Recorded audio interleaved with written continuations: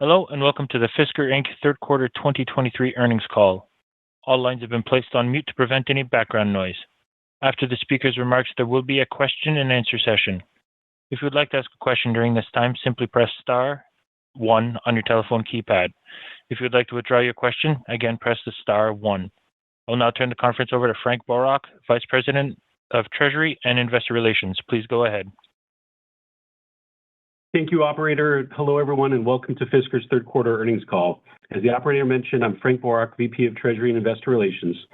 Joining me on today's call are Henrik Fisker, Chief Executive Officer, David King, Chief Technology Officer, and Dr. Geeta Gupta-Fisker, Chief Financial Officer and Chief Operating Officer. Please note that today's discussion includes forward-looking statements about our expectations. Actual results in future periods are subject to risks and uncertainties that could cause our results to differ materially from those mentioned. These risks include those set forth in the press release we issued earlier today, as well as those more fully described in our filings with the Securities and Exchange Commission. Today's discussion also includes certain non-GAAP measures, including non-GAAP operating expense. Quantitative reconciliations of our non-GAAP financial information to the most directly comparable GAAP financial information appears in today's earnings release. With that, I'm happy to turn the call over to Henrik. Thank you, Frank. Good afternoon, everyone. Thank you for joining us today for our third quarter 2023 earnings call. I want to thank all our stakeholders, teams, and partners for all the hard work and continued progress we've made in 2023. The third quarter marks a strong progress for Fisker as we continue to ramp vehicle production and deliveries of the Fisker Ocean. Raised additional proceeds through an upsized financing transaction, continued to spread our brand with new Fisker facilities, test drives, and pop-up events in several cities across the U.S. and Europe, and adjusting pricing for the 3 Ocean trims. All of these actions continue to position us for long-term sustainable and profitable growth. As our focus shifts towards ramping deliveries, it's incredible to see our product land in the driveways of more and more consumers every day. And I personally met a lot of customers who admire us, early adopters and supporters of the Fisker brand. We have an amazing production ramp, which has proven its ability to already have manufactured almost 9,000 units. 9,000 units, a level other EV manufacturers taken 4 to 5 full quarters to achieve, and solid demand. But we have not been able to follow through with deliveries fast enough. People have paid and are waiting for the cars, and some of them are really getting annoyed, and that's something that we need to do something about. So what are we going to do? As we shift focus, we have to focus on ramping deliveries. It's an incredible... So we have to really think about how do we get more real estate, how do we get more people, and that's some of the most important things that we're doing right now. We are basically hiring about 20 to 30 people a week. We are opening new facilities this month, and as you can see, the curve is going really fast up when it comes to deliveries in the last 2 weeks. We also have more logistic partners. We started out with just one logistic partners, and we have actually have multiple logistic partners at this point in time. And all this, I think you will see in November and December, a really, really rapid growth in deliveries. How do we continue this strong growth? We have increased our marketing efforts and have just started TV and print advertising to increase our brand awareness as we want to keep our incredible momentum going. We also have changed our price strategy, both in Europe, US, and Canada, and is working. We are seeing customers' interest moving from ultra to extreme. And even though we don't get the IRA tax discount for our customers, we have a very competitive pricing in the US, and we are seeing ongoing strong demand for our unique product. In Europe, we're even more competitively priced, even lower than pretty much all the Chinese segment competitors and, of course, our European competitors.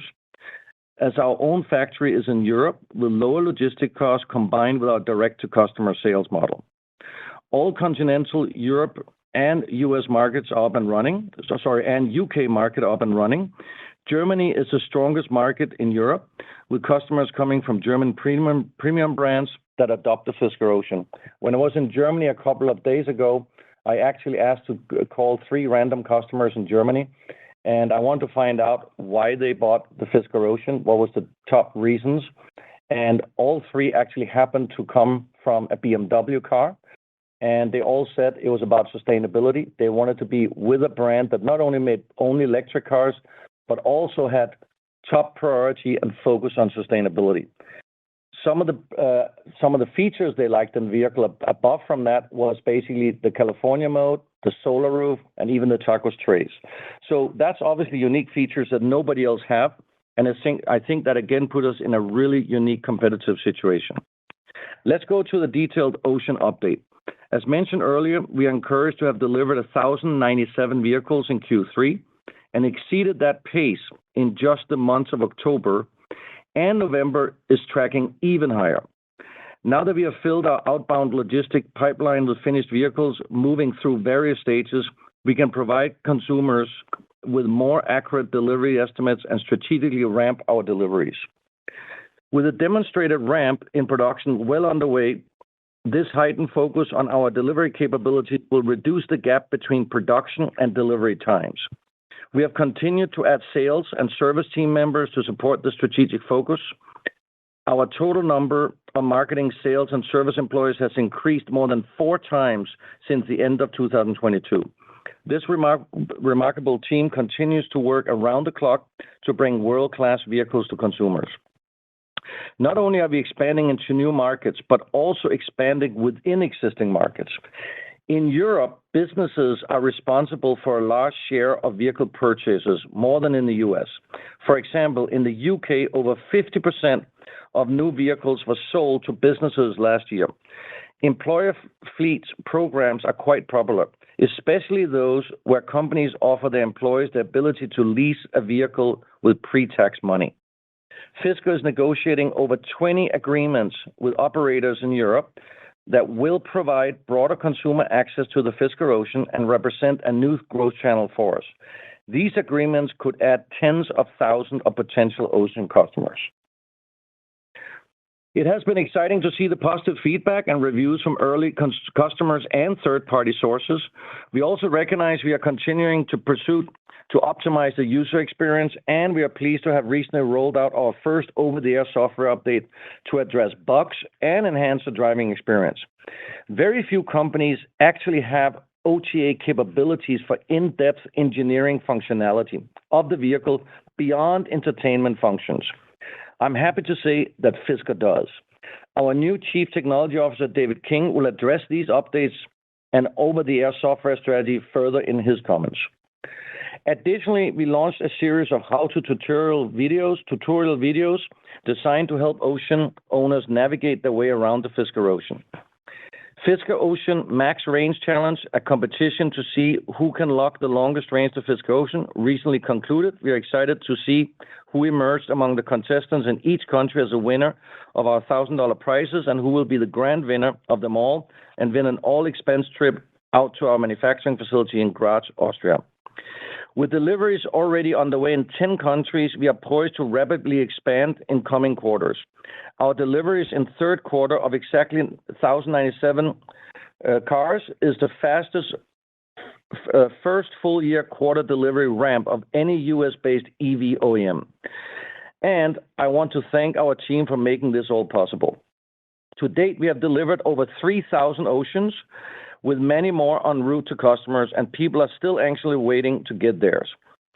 I know some customers in the U.S. wondered why we already started delivering Ocean Extreme models in Germany a few weeks ago. Well, we have actually sold out of the Ocean Extremes in Germany, meaning we have delivered all of the Ocean ones in Germany, so we have to start now delivering the Ocean Extremes. And that's actually quite exciting that we were able to do it that fast, and we already are seeing strong demand for Ocean Extreme.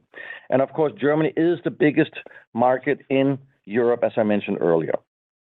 And now future product updates. In August, we held a Product Vision Day in Southern California, showcasing Fisker's exciting future product lineup, including Pear, a radical new segment-busting compact SUV designed to capture a large addressable market, Ronin, a luxury sports car, and Alaska in a segment of its own. Now that several OEMs have postponed their EV programs, this sweet spot is about the size of a Ford Ranger, so the Alaska fits right in a new segment where there's currently no EVs, and it's got unique features. Of course, it's got more luxury than the counterparts that have gasoline engines, and it'll have a flexible bed between 4.5 foot to 7.5 foot. And the price is confirmed to start at $45,900. That really puts it in a complete unique segment. And after this event, we brought these vehicles to Munich and put them on display ahead of the automobile show in Munich. Lots of consumers and commercial buzz, including from other OEMs interested in a potential collaboration with Fisker, which could quickly increase our scale and manufacturing for these vehicles, including platform sharing and manufacturing. Our communication with Foxconn is progressing. In fact, I just talked to them this weekend, and we expect to finalize these plans very soon. And of course, it is to manufacture the Pear in the Foxconn facility in Ohio. And this vehicle has 35% less part than a similar sized EV, so it's quite unique.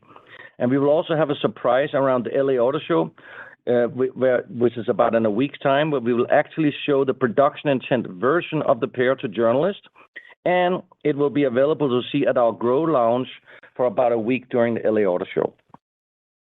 Another exciting development in the quarter was our announcement that Fisker will adopt the North American charging standard on its vehicles starting in 2025.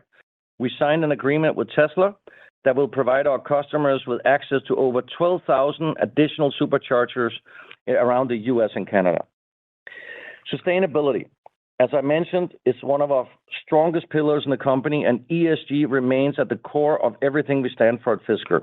In the third quarter, we published our annual ESG report that reflects the value-driven culture we have created across our people, processes, products, and how deeply rooted sustainability is in our business. And it's paying off. It is differentiating us from any of our competitors, as I just mentioned earlier. This report is an important tool that we use for ongoing CO2 reductions and to apply for future vehicle programs. This ongoing analysis helps us work toward our goal to create a climate-neutral vehicle. We also expanded our ESG reporting frameworks to now include reporting through the Carbon Disclosure Project, CDP. I'm also proud to announce that we just kicked off our carbon-neutral car that will be based on the Pear, and it will arrive in 2027, way earlier than what anybody else have announced. And next week, Fisker is hosting a sustainability roundtable for journalists on November 18th to elaborate on our ESG initiatives, discuss how we accomplish the lowest possible carbon footprint of any electric SUV, and to encourage deeper engagement on these important topics as we are showing the production version of the Pear and the Alaska electric pickup in about a week's time. My optimism about the future of our products is extremely strong. We have a unique place in the automotive market. We have strong demand, and I expect us to keep growing with a potential strategic partner in the works where we can grow even faster. But first, we need to increase the speed of deliveries, and we're in the middle of doing just that. I appreciate all of you that are joining us on the journey toward a clean future for all. Before I turn the call over to our new Chief Technology Officer, David King, I'd like to say a few words of introduction about him. I have known David for many years, going back to our time together at Aston Martin. He's a world-class leader, a tremendous engineer who as Fisker's SVP and leader of Fisker Magic Works, our special vehicle division, have played a vital role in the company's growth. He excels at uniting teams and empowering creativity. I'm confident that he will provide the expertise and enthusiasm for innovation that we need to take Fisker to the next level as we accelerate Ocean production and deliveries and prepare to launch Pear, our EV pickup truck, and Ronin. And with that, I'm now pleased to turn the call over to David. Thank you, Henrik, for those kind words. I'm very proud of what we've achieved together so far and honored to take on the role of Chief Technology Officer. The entire Fisker team has a wonderful opportunity in front of us to build on the launch of the Ocean and create more world-class vehicles with cutting-edge technology. We are entering a new phase for the company now that our engineering release process is complete for all our Ocean trim levels. Whilst we continue to work hard on supporting and improving the Ocean with our initial over-the-air updates based on customer feedback, The engineering team is fully engaged and working diligently on our upcoming product pipeline, the PEAR compact SUV and the Alaska pickup, and striving to deliver the innovation and the engineering excellence that is expected in a Fisker. More on those products shortly. But first, staying with Ocean, now we are almost through with delivering our top limited edition Fisker Ocean 1s. We are excited to get the Extreme, Ultra and Sport trims into the hands of our customers as well in the coming months. And I wanted to highlight something in particular about the Sport. This is Fisker's most affordable trim and is a front-wheel drive vehicle. What it trades versus the Extreme and Ultra in the ultimate range and performance, it gives back with impressive driving dynamics, in particular its nimble and sporty handling on account of its lighter weight. It's a lot of fun. Now that we have thousands of cars in the hands of our customers, we are rapidly gathering real-world data that we are using to continually improve our vehicles. And I'd like to thank all our first adopter customers for their feedback, both good and bad. With all this feedback, along with the anonymous fleet cloud data that we are gathering real time from our customer fleet, we are continually working to iron out bugs, improve performance of features and functions, and roll these out in frequent OTA updates. It is a huge benefit to have a connected car and connected customers, and this monitoring will continue to grow as we deliver more vehicles and will allow us to further optimize and refine performance. This depth of OTA capability is something that very few car companies have, but I'm proud to say that we do, and this capability will continue to improve from here. With regards to the Ocean updates that we've rolled out, we recently completed the new OTA update 1.10. This was in direct response to early customer feedback and included optimization to the electronic stability program, including improved traction control on surface-changing roads, refinements to regen braking, improved energy management, and connectivity for remote functions, along with some other tweaks. Amongst much positive feedback we've had from many customers, the center screen UI/UX system has been highlighted as very intuitive, simple, and enjoyable to use, and we have further improvements and feature enhancements ready for OTA release imminently. This ability to continually refine and enhance vehicle software and release it through our cybersecurity system and OTA platform means that the customer experience will continue to be enhanced throughout the life of the vehicle, building on a foundation that we've released to introduce new features and make broad updates across various aspects of the vehicle. So far, we have 4 waves of updates deployed on vehicles in the US and Europe, 2 of which have successfully been updated on over 2,000 cars to date. And it should be noted that this is all in-house capability, and I'd like to give a shout out to our engineering team. Their competence and dedication has allowed us to develop an incredible first product at a very rapid rate. Having such an impressive team completely owned in-house is a key component of our Fisker strategy. Our ongoing investment in great people and processes means our OTA updates will further improve in speed and efficiency, allowing us to deliver our roadmap of new features and functions on a regular basis. Over the next few months, we will be rolling out updates that include energy data on the solar sky roof, adaptive drive control with radar cruise control, auto hill hold, and several others. Now, let me update you on PEAR and Alaska. We have been investing to build great competence in computer-aided engineering, or CAE, which allows us to accurately test almost all aspects of the vehicle virtually, reducing development time spent on crash safety, NVH, dynamics, powertrain, digital performance, and other testing. Everything we've learned from the Ocean program is being embedded and enhanced, and we are now using this for the next programs, allowing us to dramatically reduce development time. So much so that we are already entering the prototype phase for Alaska, where we will build a fleet of fully representative vehicles to generate physical test data to validate our CAE results before moving to production release. And the PEAR, as was announced at the August 3rd Product Vision Day, will feature our own new Blade central computer, which will deliver 6.2 teraflops of compute performance with seamless 5G and Wi-Fi connectivity, We are excited to preview a short demo of this functionality during the LA Auto Show later this week. Not only are we hard at work on the future high-volume programs, but my small team in the UK is busy developing several exciting niche projects, including the 4C off-road package for Ocean. As an off-road enthusiast and ex-rally driver myself, I'm particularly looking forward to testing the 4C very soon. I think it's going to be quite a beast. Just in wrapping up, I know from personal experience of driving an Ocean daily for the past 3 months that we have created an outstanding vehicle. I'm very proud to have played a part in all that our talented team has accomplished in-house and with our world-class partners to deliver the Ocean to market. And I'm now even more proud to step up to lead the technical team into our next exciting phase of product development.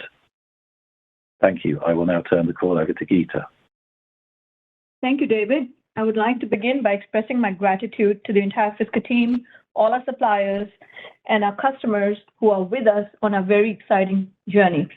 The creation of a worldwide electric vehicle brand and the launch of a new vehicle involves intense dedication and concentration and a team working tirelessly across all hours. And it truly is exhilarating to witness the initial results of our efforts as more and more Oceans find their way into driveways across US and in 9 European countries. It feels like it was only yesterday that we started developing the program. Through 9 calendar months in 2023, it is remarkable the achievements we have made as a company. Beginning with approval to sell the Ocean in both North America and Europe, we have now produced thousands of vehicles and are well on our way to delivering them across a broad array of markets at a scale and pace at which no other EV company has expanded. As we have seen an increase in our production ramp and with a stabilized supply chain, our focus for the remainder of the year is on our software rollout, our service and delivery network. Our goal is to shrink the time between production of the vehicles and delivery so our customers can enjoy the world-class Fisker Ocean as quickly as possible. Let me provide you with an update on vehicle production and deliveries. We continue to make great progress in ramping up vehicle production, including ensuring there is a steady supply of parts from our suppliers.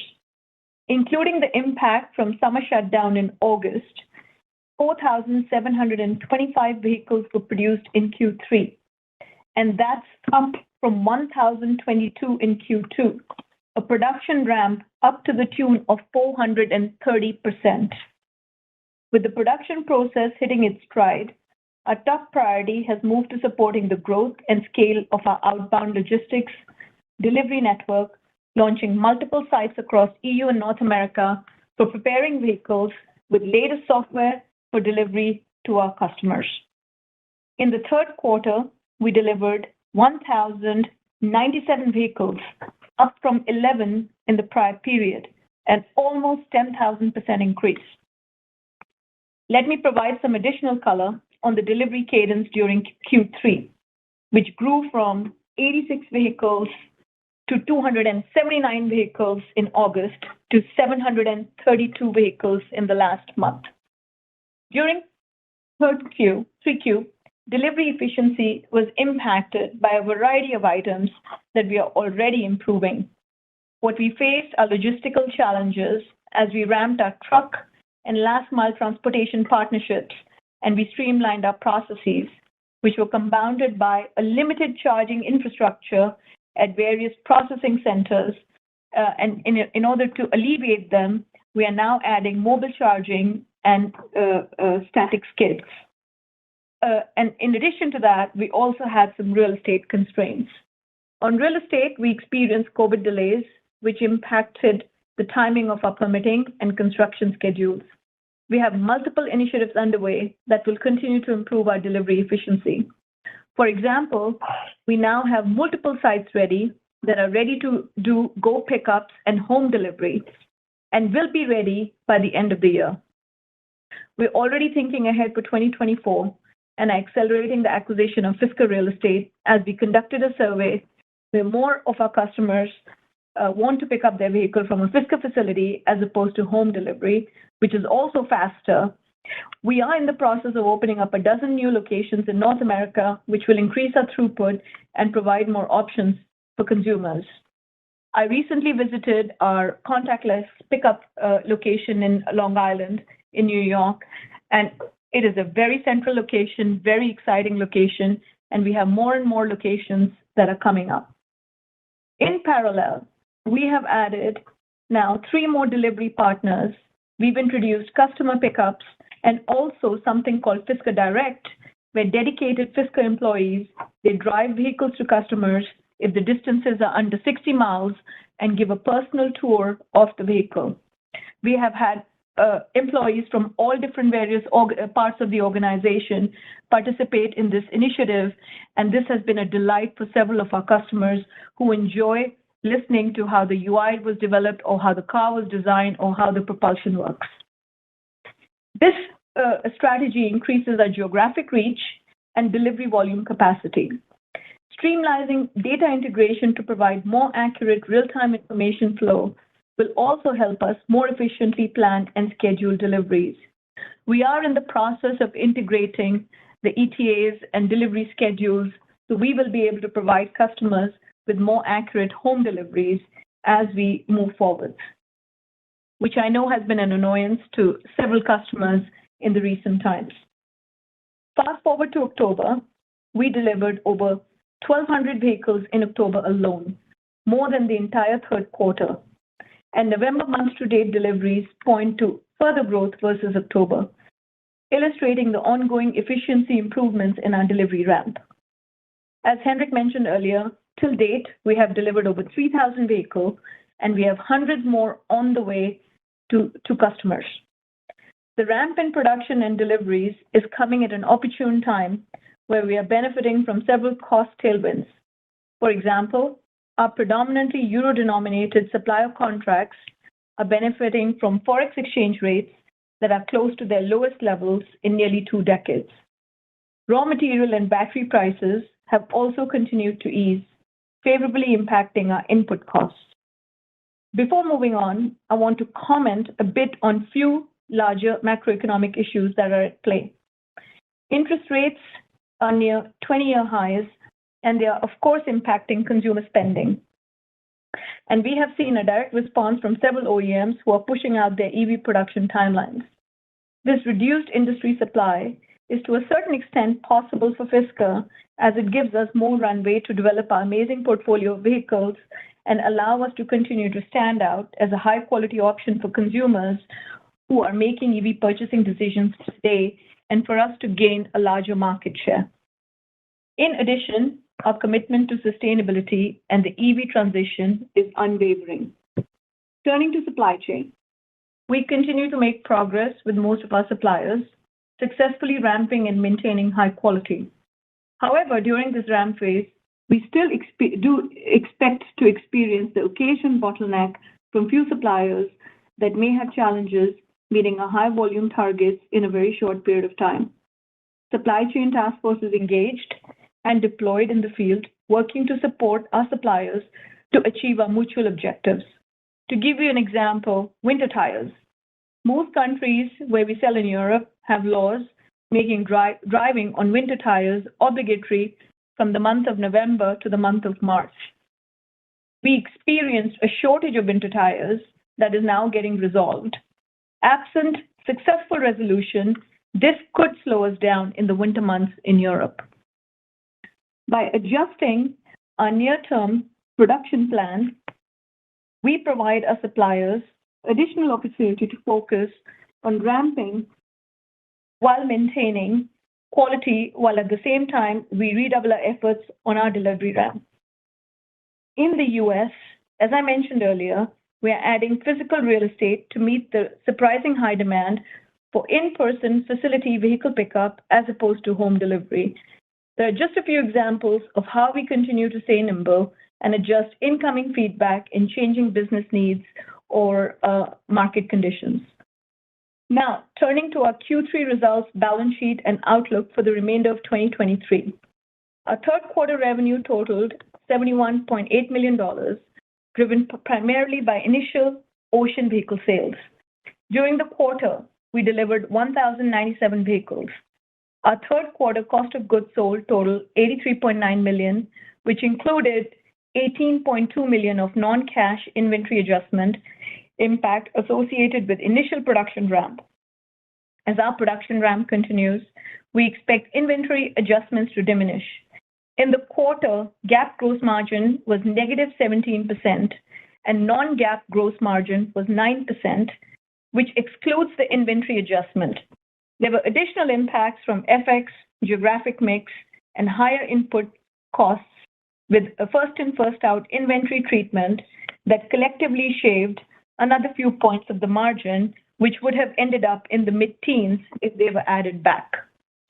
The positive adjusted gross margin demonstrates the benefit of our unique vehicle capabilities within the company and points towards a faster path towards positive EBITDA.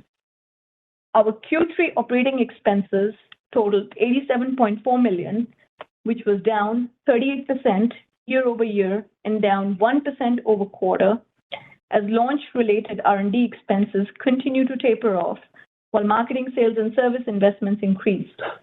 Loss from operations was $99.6 million, a 29% year-over-year improvement, and a 13% quarter-over-quarter increase. Net loss totaled $91 million, or 27 cents loss per share, compared to a 49 cents loss per share last year. Capital expenditures came in at $30.5 million for the quarter as launch-related milestone payments diminished. We maintained a very disciplined approach to accessing capital markets to bolster our business strategy.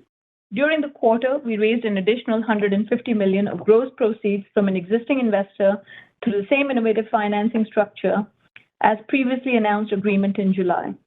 This served to further bolster the balance sheet while also increasing the amount of additional gross proceeds that can be offered to $550 million of a 0% coupon senior unsecured convertible notes due in 2025.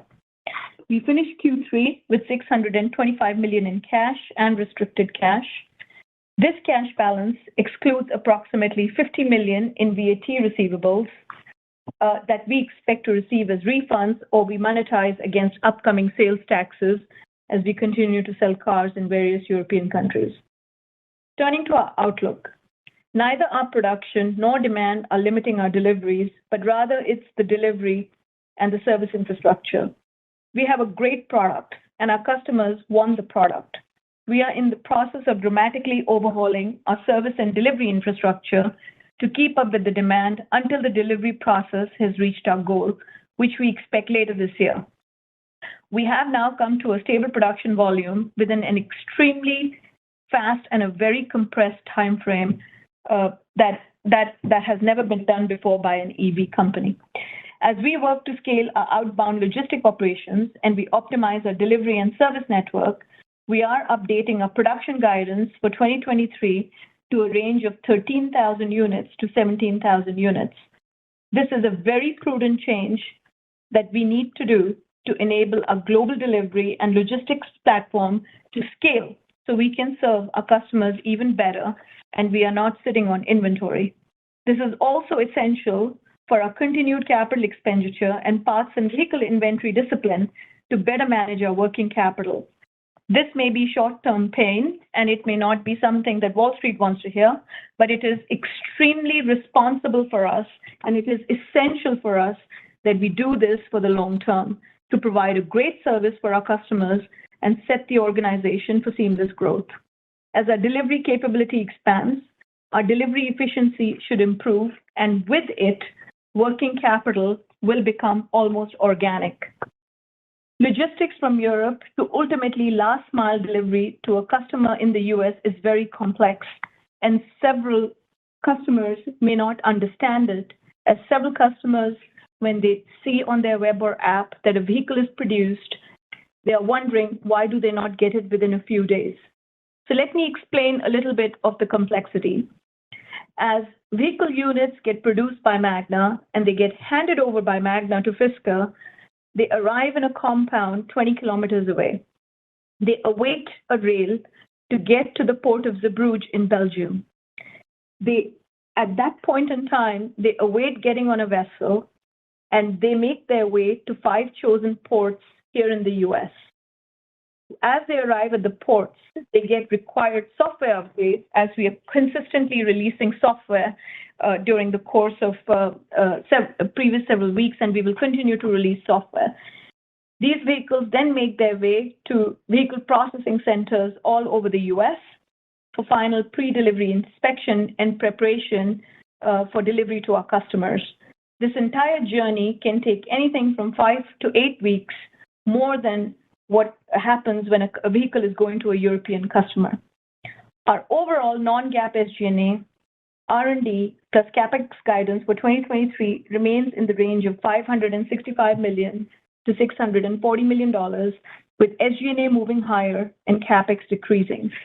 Collectively, this guidance balances our asset-light model, disciplined cost management, and prudent investment plans. I want to again express my gratitude to the entire team for their dedicated efforts and steadfast commitment to the launch of an exceptional vehicle. We have made tremendous progress in an extremely short period of time, launched an amazing high-volume product. Deliveries have started in 10 countries. Fisker team members are present in 15 countries, positioning us to introduce the Fisker brand and Fisker Ocean to more and more customers. We are now happy to take your questions. Operator, could you go to our first question, please? Thank you. If you have a question, please press star 1 on your telephone keypad. If you wish to remove yourself from the queue, simply press star 1 again. I'd like to now turn the call back over to Frank for a couple of pre-submitted questions. Please go ahead. Thank you. We'll start with some of the questions from the retail community. Question 1, are there any updates in regards to U.S. manufacturing plans with Foxconn? And while it's anticipated that the pair in Alaska may be built in the U.S., are there plans for the Ocean to be built in the U.S. so that all Fisker vehicles could be eligible for the U.S. federal tax incentive? Yes, thanks, Frank. So let me touch on Foxconn. Like I mentioned during the earnings call, I am in contact with Foxconn, and I will say we have to finalize an agreement for manufacturing this year. So I am quite optimistic that we are very close to finalizing an agreement. Obviously, we will announce it when it's done. It is a complex agreement, but it's definitely in its end phase. When it comes to, and by the way, it goes for the same with the Alaska. We are talking to Foxconn about Alaska as well, but we're also talking to some OEMs about sharing the Alaska platform and potentially building in their factory here in the U.S. So that's still on the table. I expect we will have to make these decisions very soon. On the Ocean, it will depend where we end up with Alaska, for example, because there can be synergies there. But we are already looking at potential ways we can manufacture the Ocean here in the U.S. And yes, we need to manufacture it eventually here because it's more sustainable. We'll cut down on the transport times. We'll make more money on it. So absolutely, there's something that we eventually will do. Thank you, Henrik. Next question is, we've heard talk of a slowdown in EV sales with companies like some of the Detroit brands reducing their production forecasts. Is Fisker prepared for a market that's slowing down, and what measures is it taking to protect its interests? So I think first, if you look at the big picture, what really happened, there was a lot of excitement about EVs 2-3 years ago, and maybe even longer, 4 years ago. And some companies brought out EVs because there was probably the impression that as long as you had an EV, it would sell. I think reality is that there was not many EVs that came out that had segment-leading features. So why would you buy some of these new EVs when there was other EVs on the market that still were better? I think that's what we have seen. However, with the Ocean, we have a segment leader. We have the longest range of any SUV sold in either Europe or US in our class. And that is a segment leader. And now there's a reason to buy an Ocean. Secondly, as I mentioned earlier, we have features that nobody else have that a lot of the customers love. California mode, solar, etc. And if you want these features, there's only one car you can buy, and that's a Fisker Ocean. And I think that's why we see continued demand. Of course, what are we doing if, for whatever reason, the demand would slow? Well, as Gita mentioned, our vehicle is homologated globally, actually. So we are going into Canadian market this year. We are expanding in Europe. We just expand into 3 new markets in Europe about a month ago, starting delivering there. And in first quarter next year, we're expanding into several other European markets we are not in yet, for example, Spain and Italy. And we still have many markets in Eastern Europe as well. We do have basically importers for regions we normally wouldn't go in, asking us to become importers of those regions. So that's another area we could take. Finally, we have announced we're going into China next year. So all these new markets actually helps us keeping the momentum and the growth. So I don't see really for us at this point in time a lack of demand and a lack of possibilities to expand our geography. And I want to mention something else, very important. We have a vehicle that is in the U.S. considered a compact SUV. In Europe and China, it's probably more of a medium size. It is a universal product that sells globally. If I was sitting on a full-size pickup truck, it would be great for the U.S., but probably couldn't sell it anywhere else in the world. If I was sitting on a full-size SUV, same issue. But very few people buy full-size SUVs outside U.S. But we have a global product, and I think we have shown it. So our main issue now is we got to figure out how do we get it as fast as possible to our customers, meaning in big bundles and not just 100 a day. We got to get to our 300 a day as fast as we can, and we have already put that in motion, and I expect that we'll get there very soon.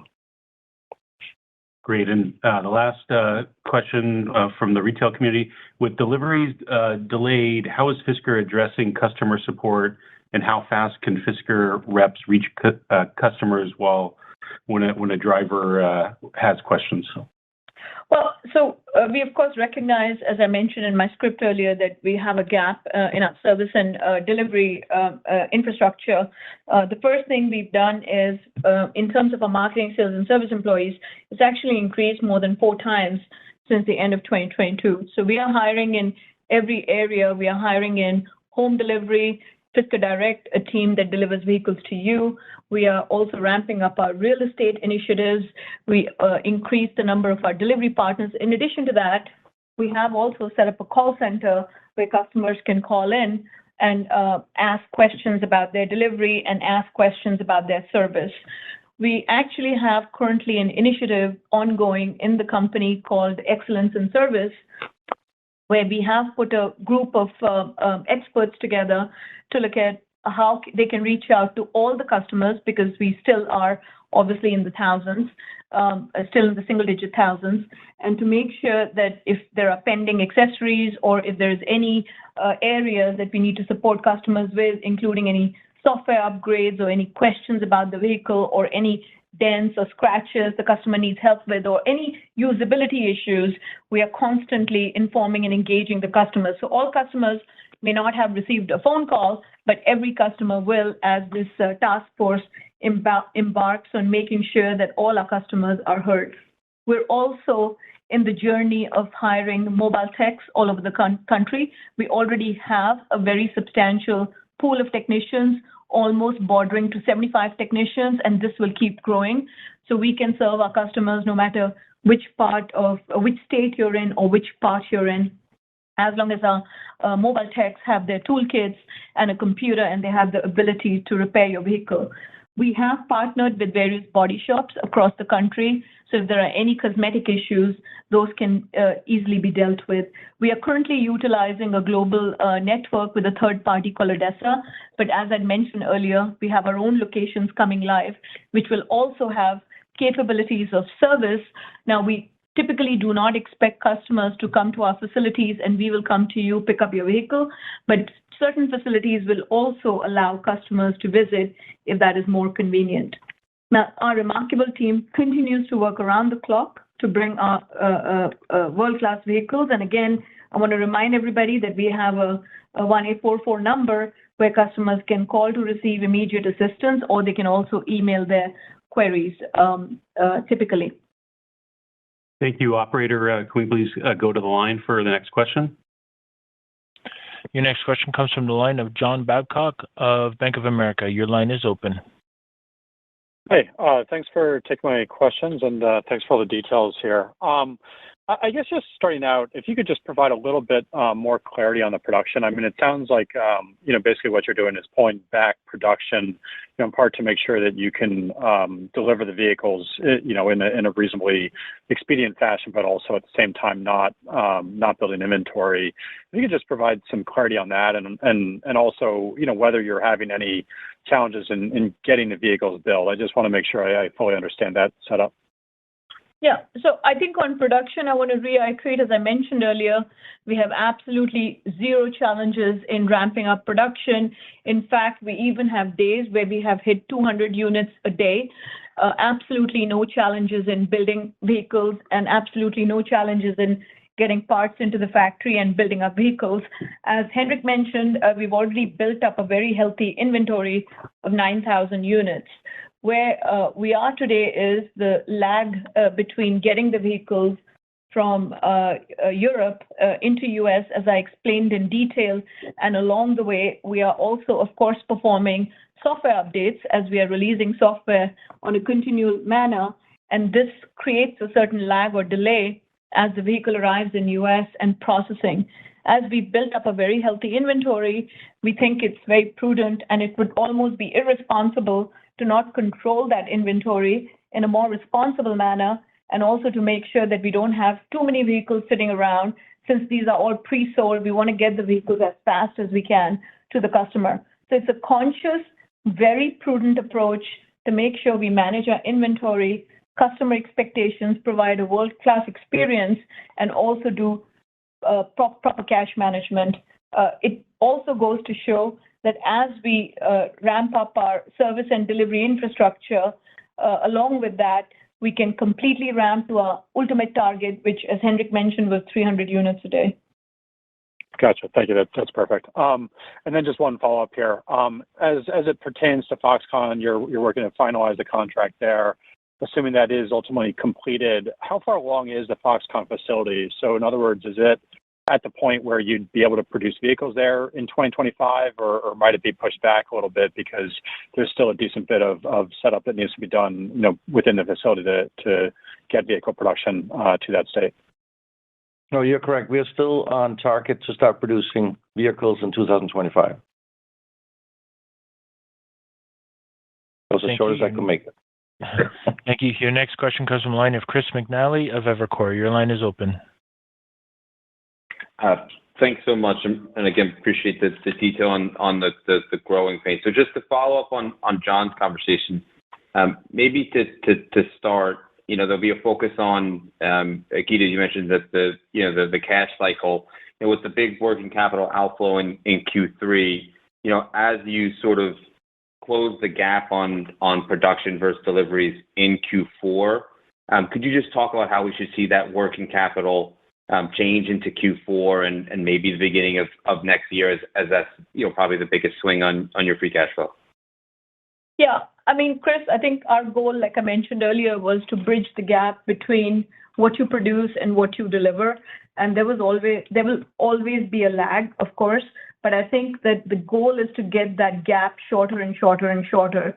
And I don't think we're ready to give guidance for 2024 yet, but I think it's very obvious what we can produce. And it's, as we mentioned, we have a goal as to where we want to go to when it comes to actual deliveries. So I think our goal is to have pretty much at the most the inventory that's in transit, and to come very close to have a very high level of efficiency of the inventory that's at hand. So typically, the 5 to 8 weeks is something that you can shorten. Time on a boat is time on a boat, but the goal is to make sure that we ensure that everything at hand is very quickly delivered to the customer. Maybe one thing I could just add, Chris, to this is, if you look at how fast we were able to deliver the Ocean Ones in Europe, they're pretty much delivered. I mean, Germany is the biggest market. We already delivered all the Ocean Ones there, and we are now already delivering the Extreme, and we'll start Ultra and Sport in a few weeks as well. So that's obviously something where once we catch up, you can see how fast it will go. We just have to model it correctly and get the much bigger throughput here in the U.S. But we have shown we can do it. In Europe, we've already shown we can do it here in the last few weeks. So I think you'll see a very fast ramp also here in the U.S. I think also, Chris, just to highlight that as we get our real estate going, what we found is that contrary to what we believed during COVID, that customers don't want to pick up the vehicles, customers actually do want to pick up their vehicles. So as we get our real estate organized, we will be able to provide more pickup locations throughout the country, and that should also help speed up some of these deliveries. We were and we have been using what they call enclosed trucks. There is a shortage of enclosed trucks in the U.S., especially given our matte paint vehicles, and we have encountered just a shortage of enclosed trucks to get the cars to our customers. So those are the logistical challenges that we want to overcome. Thank you. And then the two follow-up questions just on timing, I guess, on rectifying some of the issues. The first is, how long do you think the delivery infrastructure issue, Henrik, you talked about some of the hiring patterns. Do you think this is sort of a 1 to 2 quarter issue, or could it be longer? And then Guido, on just wanted to give you the ability to talk about the delay in the 10Q. Obviously, there's some statements about material weakness. Again, just given the personnel changes, how long before that's rectified as well? Yeah, so look, we are a growth company, so it's not like we're expecting that in 1 month we're up at a certain level and then we stop hiring and now we just keep delivering. We're going to be hiring and growing for many, many years. However, when we talk about the immediate need is to get to the 300, and I think we will be able to do that by the end of this year. We are opening, I think it's about 3 or 4 facilities in the next month. So like Guido mentioned, the difference is if you think about sending out 100 trucks to 100 people versus inviting just on 4 places 25 people each to come and pick up the car, you can probably even invite 100 people on each of these locations. So now you can much quicker get to these 300 a day. And that's something we have lacked. We have not been able, and I'm sure people may not understand that. Unfortunately, we could not invite people to Odessa. It's an enclosed compound where no people is allowed to enter. They're in the middle of nowhere where people barely can drive, and it's just not a facility you can do deliveries.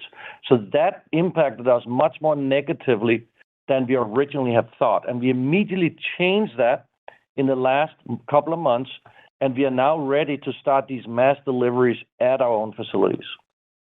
Chris, to answer the second part of your question, Q3 was a highly complex quarter, went from $800,000 of revenue to $71 million of revenue in multiple countries, Forex, very complex accounting, along with convertible notes and accounting for derivatives. So we experienced quite a lot of complexity in the business. And as you rightly pointed out, personnel changes as well. We, of course, continue to understand all these different areas. We are continuing to hire. We do have already 3 controllers in place, 2 in the U.S., 1 in Europe. And we continue to strengthen the team. We continue to add more experts within the team. Some other areas that were extremely complex were because of contract manufacturing, things like raw material, inventory accounting, and finished goods inventory accounting, things that we had not done before, and extremely complex as you look at IT integrations with Magna, in-house integrations. So these are unfortunately growing pains, and we are addressing all these different areas so we can also mature our systems, hire more people, hire more talent to address all these different areas.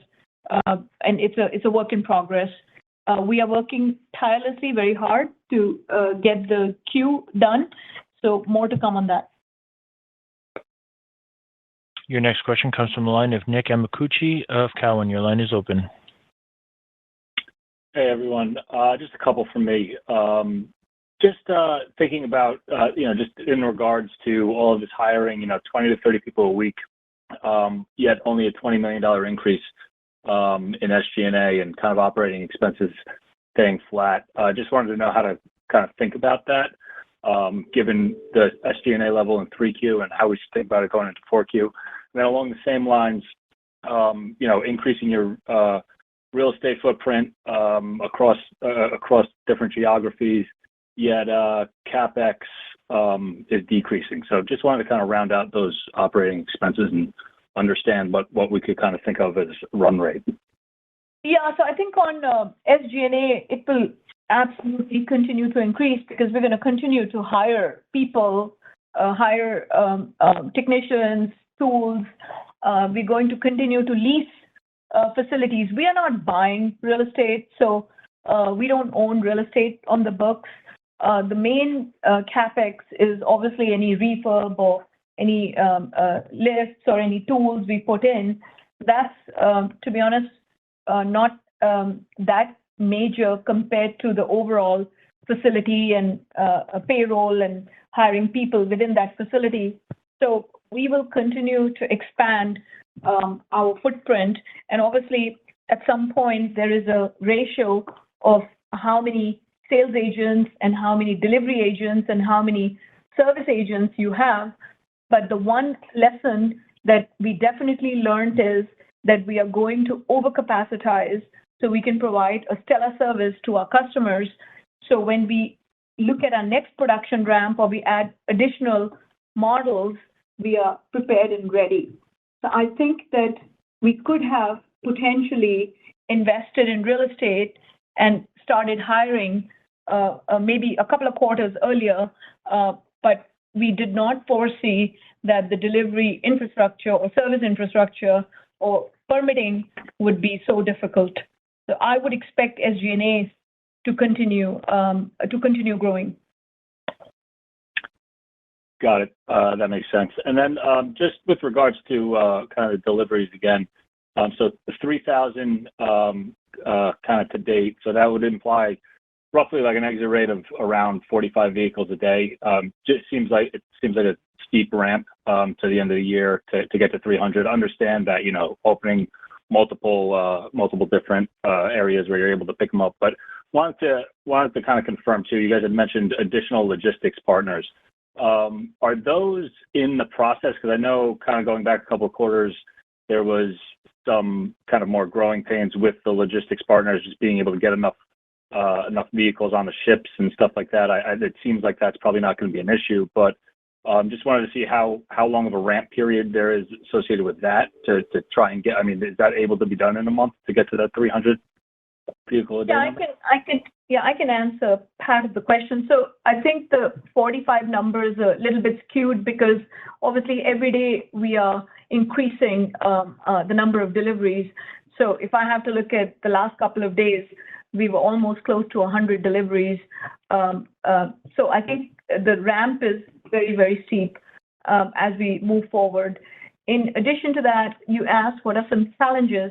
So some of the challenges that I alluded in my script was one of the challenges we have is the charging infrastructure when we are at the facilities. So the slow charging, we obviously want to deliver vehicles that are charged to 80% or above.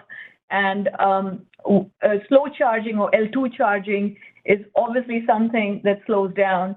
So one of the things we've done is have in certain parts, like in California, we can get mobile fast charging, or we can drive vehicles to a nearby fast charger. Now, that obviously is not scalable. So what we're doing is we're getting these static skids with fast charging at some of these facilities.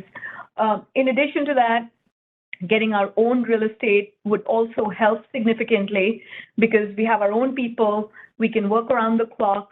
In some of these locations we have, there could be unionized labor, where there are restrictions of how many hours a day one can work, we can work.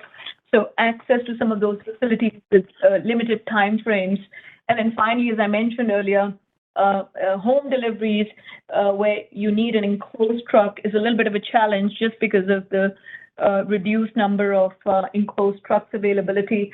But increasing the number of logistic partners have helped us.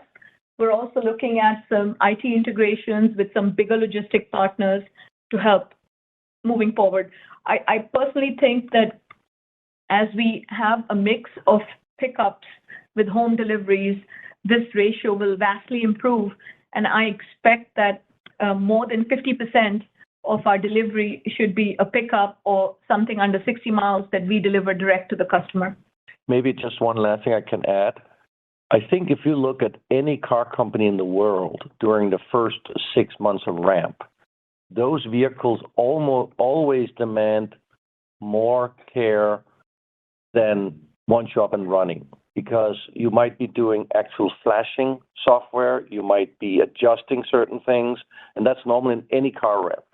So I would say at this point, we are now up at a point where the cars we get delivered, there's no more adjusting, there's no more flashing. It's really over-the-air updates that we're doing, and that's way easier.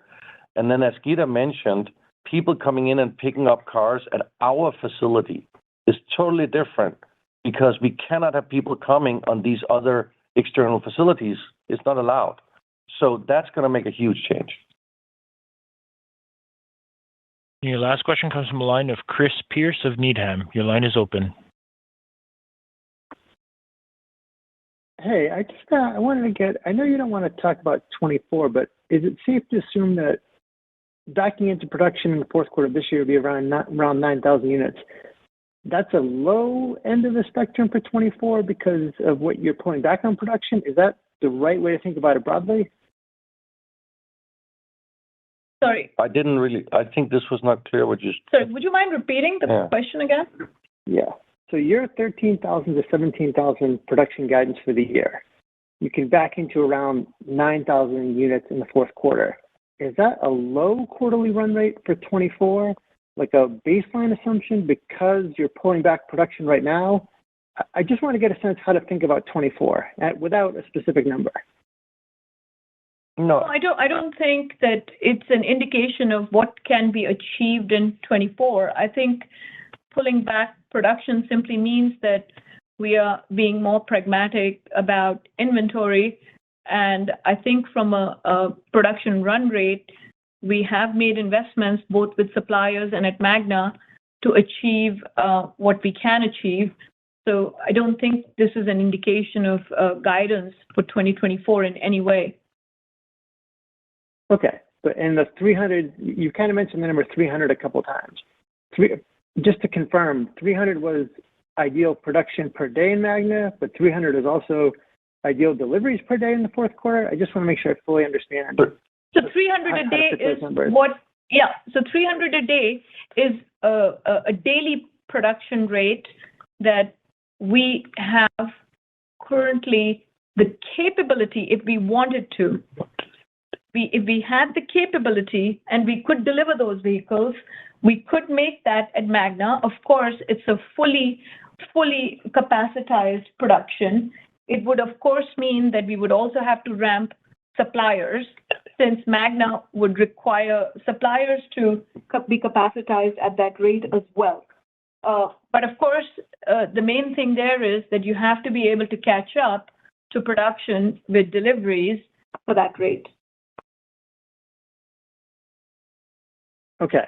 And then just lastly, if we had to narrow it down, the one big surprise factor, because you guys were producing these vehicles in Austria, you knew they were going to come to the U.S.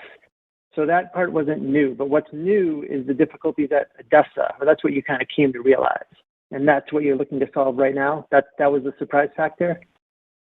I think that's correct. We had, during COVID, anticipated more home deliveries, easier home deliveries, and we are now seeing that it just is not going fast enough with home deliveries. We also saw people are happy to come and pick up the car if they can get it a week earlier at one of our facilities, which is why we accelerated getting our own facilities. Like I mentioned, I think, Geeta, how many facilities have we now signed? I think we're actually in almost around 15 facilities where we have either the facilities have opened, like we have in Huntington Beach, and I mentioned the one in Long Island. We have in Tempe, Arizona. We have Owings Mills. So we have almost 15 facilities where they're either opened or LOI signed. So I think this is where we have pivoted over to now, so we can do much more deliveries. And that's why we are confident to get to 300, because we actually will have the infrastructure. We just realized that the infrastructure with this outsourced facilities just wasn't going to work. Thank you. We're now out of time for any further questions. I would now like to turn the call over to Henrik Fisker for some closing remarks. Well, first of all, thank you everyone for listening. I would like to say that we did see some surprises here in our deliveries, as we had talked about most of the time, but we saw them actually a couple of months ago. So we have obviously made adjustments, gone out, getting more real estate quicker, hired more people than we anticipated. We have also seen, as our original idea was to be a fully digital car company where everything was done digitally, we have seen people actually like to meet people or get on the phone and talk to a real person. So this is things that we have accelerated up and adjusted to. And I think it's one of the strengths of our company that we've been able to adjust to the situation. We have a great manufacturing facility. We have great demand. The last part of the puzzle is getting this deliveries right, and I'm convinced that with our team we can do it. And I'm really excited about the next coming week and next couple of months. So thank you very much, everyone, and thank you to the Fisker team as well.